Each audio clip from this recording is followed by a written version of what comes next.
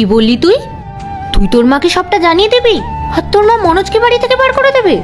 চলো, তোমাকে আমি বাড়ি থেকে বের করে দিচ্ছি, এত কষ্ট তোমাকে করতে হবে না। আসো, চলো, আমি তোমাকে বের করে দিচ্ছি। আরে রাখো, আসো আসো আসো, আমি তুমি যাবো তোমাকে না। বলে দেবে। চলো চলো, আরে চলো চলো চলো, যাও বেরো। এবার ঠিক আছে।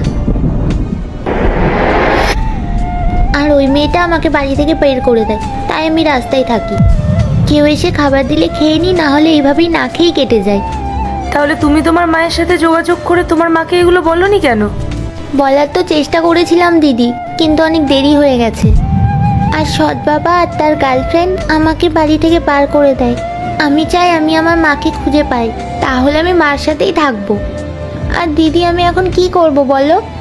আর আমার কাছে তো ফোনও নেই আর মায়ের নাম্বারও নেই। তুমি তোমার মাকে খুঁজে পেতে চাও, তাহলে সব ঠিক হয়ে যাবে তো? হ্যাঁ দিদি, আমি আমার মাকে পেয়ে গেলে খুব খুশি হব, আর সব ঠিক হয়ে যাবে। তারপর আমি আমার মাকে সব সত্যি কথাটা বলে দেবো।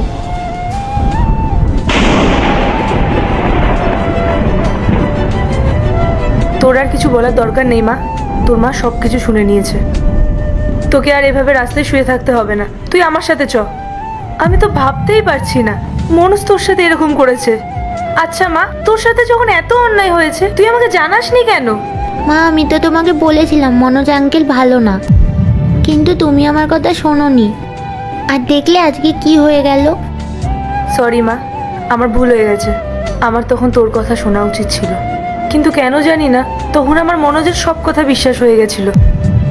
মনোজ আমাকে বিশ্বাস করিয়েছিল যে ও আমাকে খুব ভালোবাসে, ও আমার সাথে সাথে তোকেও খুব ভালোবাসে। ও তো এরকম কখনো করতেই পারে না। আমি কখনো ভাবতে পারিনি যে মনোজ এমন করবে। আমি যাকে এত ভালোবাসতাম, যাকে এত বিশ্বাস করতাম। ছাড় এখন এসব, এখন তো মা চলে এসেছে, মা সব কিছু ঠিক করে দেবে। আর ওই বাজে বাবাটাকেও আমি বাড়ির থেকে বের করে দেব, কেমন? আসো, রাখো এটা, তোমাকে আর এসব খেতে হবে না। ওঠো, সোনা মা আমার, আসো।